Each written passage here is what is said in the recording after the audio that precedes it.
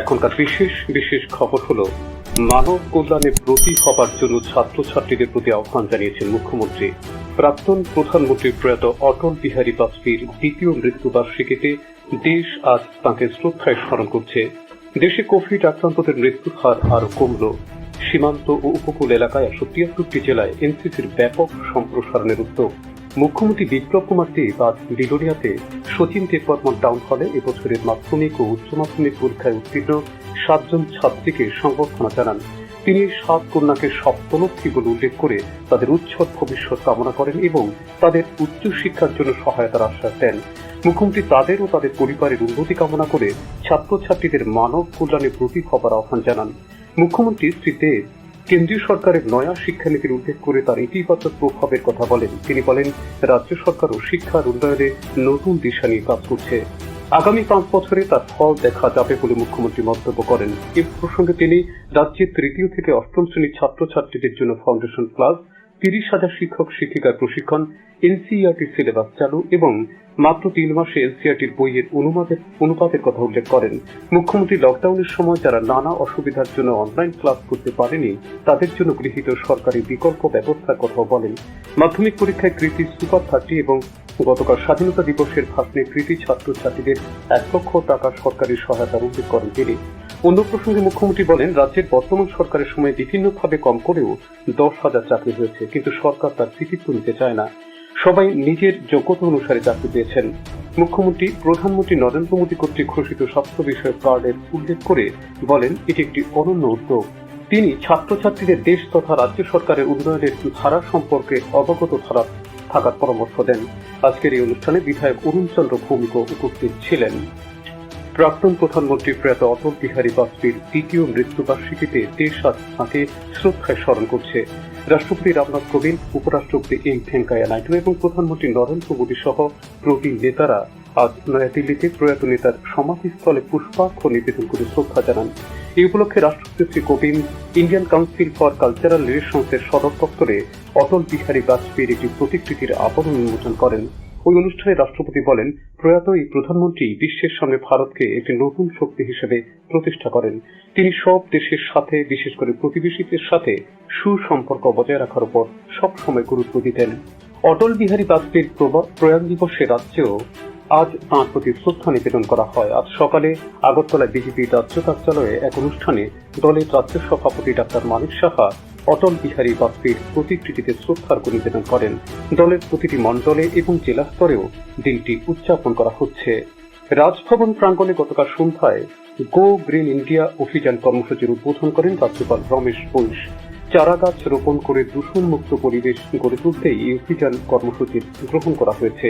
নিফা এবং যুব বিকাশের কেন্দ্রের যৌথ উদ্যোগে এই বনায়ন কর্মসূচির আয়োজন করা হয়।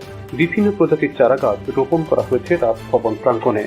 দেশে কোভিড আক্রান্ত রোগীদের মৃত্যুর হার কমে দাঁড়িয়েছে 1.93%।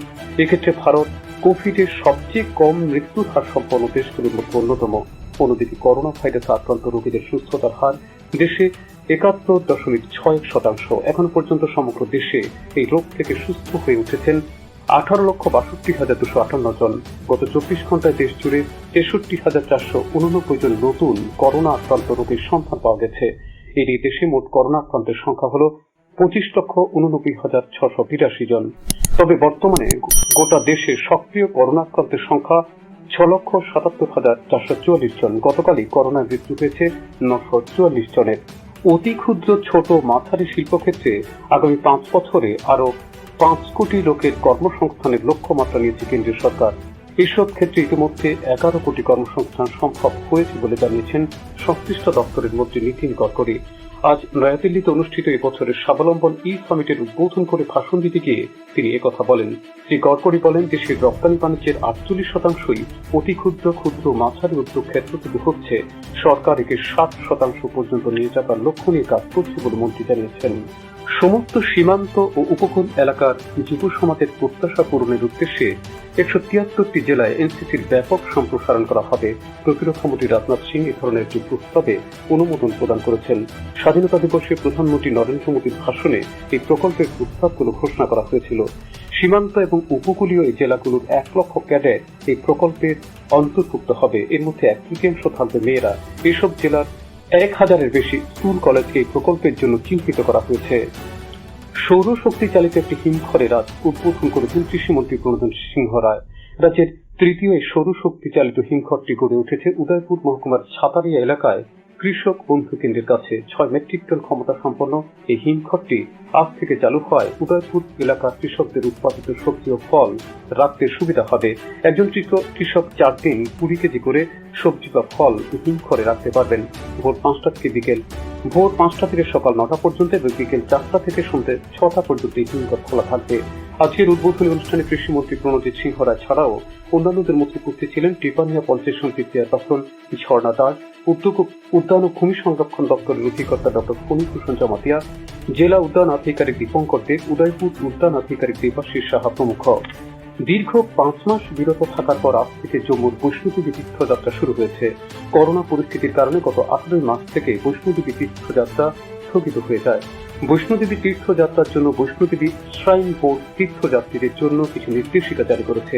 নির্দেশিকা অনুযায়ী প্রতিদিন 2000 তীর্থযাত্রী দর্শনের অনুমতি পাবেন। এদের মধ্যে 1900 জন তীর্থযাত্রী হবেন জম্মু কাশ্মীর থেকে, বাকি 100 জন জম্মু কাশ্মীরের বাইরে থেকে আসতে পারবেন। তীর্থযাত্রীদের যাত্রা করার আগে অনলাইনে আবেদন করতে হবে। তীর্থযাত্রীদের হেঁটেই মন্দির দর্শনে যেতে হবে। 10 বছরের কম বয়সী শিশু, গর্ভবতী মহিলা এবং 60 বছরের বেশি বয়সীরা বৈষ্ণোদেবী তীর্থ দর্শনের সুযোগ পাবেন না। বর্তমান করোনা ভাইরাস সংক্রমণজনিত পরিস্থিতিতে পুর পরিষদ থেকে আদায়কৃত জলকর, সম্পদকর মকুব করার দাবি করেছেন প্রাক্তন পিসিসির সভাপতি বীরজিৎ সিনহা। আজ দুপুরে কৈলাসহর কংগ্রেস ভবনে আহত এক সাংবাদিক সম্মেলনে তিনি দাবি জানান। তিনি বলেছেন, করোনা ভাইরাসের প্রকোপ শুরু হয়েছিল গত মার্চ মাস থেকে। আগামী 2021 সালের মার্চ মাস পর্যন্ত এই কর মুকুব করার দাবি করেছেন তিনি। আজকের সাংবাদিক সম্মেলনে জেলা কংগ্রেস সভাপতি মোহাম্মদ বদরুজ্জামানও উপস্থিত ছিলেন। মুখ্যমন্ত্রী বলেছেন, দেশ বিদেশে ত্রিপুরার পরিচিতিকে তুলে ধরতে বর্তমান রাজ্য সরকার সর্বোত্তম প্রয়াস নিয়েছে। রাবার বাগান থেকে আহরিত মধু সংগ্রহ করে রাজ্যে তৈরি বিখ্যাত বাঁশের বোতলে তা প্রক্রিয়াকরণের মধ্য দিয়ে কেন্দ্রীয় খাদ্য ও গ্রামোদ্যোগ কমিশনের মাধ্যমে তা বাজারজাতকরণের জন্য প্রয়োজনীয় প্রকল্প গ্রহণের উদ্যোগ নিচ্ছে সরকার। এর ফলে দেশ বিদেশের মানুষ এই বাঁশের বোতলের মধু দেখে অনায়াসেই বুঝতে পারবে তা ত্রিপুরার রাবার বাগান থেকে আহরিত মধু। গতকাল আগরতলার ধরেশ্বরে কেন্দ্রীয় খাদ্য ও গ্রামোদ্যোগ কমিশন এবং ত্রিপুরা খাদ্য ও গ্রামোদ্যোগ পর্ষদের যৌথ অফিস ভবনের ভিত্তিপ্রস্তর স্থাপন অনুষ্ঠানে এই অভিমত ব্যক্ত করেছেন মুখ্যমন্ত্রী বিপ্লব কুমার দেব। অনুষ্ঠানে ফলক উন্মোচন এবং একটি চারা গাছে জল সিঞ্চন করেন মুখ্যমন্ত্রী।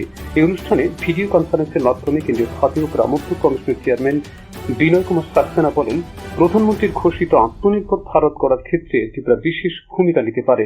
এই অনুষ্ঠানের শুরুতে মুখ্যমন্ত্রী জাতির জনক মহাত্মা গান্ধীর প্রতিকৃতিতে মাল্যদান করে শ্রদ্ধা জানান। ত্রিপুরা খাদ্য ও গ্রামোদ্যোগ পর্ষদের বিভিন্ন কর্মসূচি সম্বলিত একটি প্রচার পুস্তিকার আবরণ উন্মোচন করেন মুখ্যমন্ত্রী।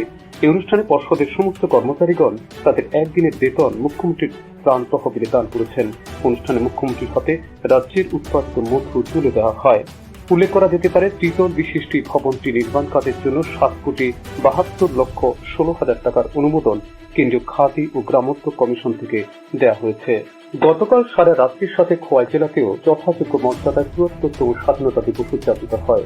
খোয়াই জেলার মূল অনুষ্ঠানটি অনুষ্ঠিত হয় জেলা পরিষদ কার্যালয় সংলগ্ন মাঠ প্রাঙ্গণে। সকাল ৯:১০ আনুষ্ঠানিকভাবে জাতীয় পতাকা উত্তোলন করেন বনমন্ত্রী মেবার কুমার জমাতিয়া। এই অনুষ্ঠানে বক্তব্য রাখতে গিয়ে শ্রী জমাতিয়া স্বাধীনতা দিবসের তাৎপর্য ব্যাখ্যা করে সংক্ষিপ্ত আলোচনা করেন।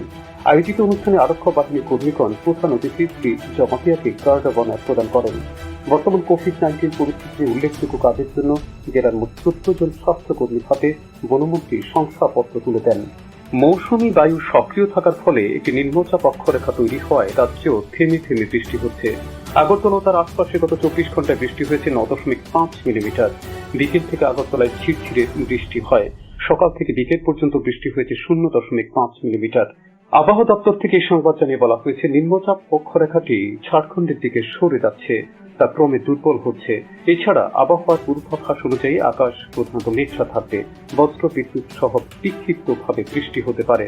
আগরতলায় আজ সকালে সর্বনিম্ন তাপমাত্রা ছিল 25.3 এবং সর্বোচ্চ তাপমাত্রা ছিল 31.6 ডিগ্রি সেলসিয়াস। আগামীকাল তাপমাত্রা থাকবে সর্বনিম্ন 26 থেকে সর্বোচ্চ 33 ডিগ্রির কাছাকাছি। রাজ্যের প্রাক্তন অ্যাথলেট সূর্যকুমার ভৌমিকের স্মৃতির প্রতি শ্রদ্ধা জানিয়ে আজ এক স্মরণ সভা অনুষ্ঠিত হয়। NSRCC-তে এক অনুষ্ঠানে প্রয়াত অ্যাথলেটের খেলোয়াড়ী জীবন নিয়ে আলোচনা করেন উপস্থিত কর্মকর্তারা।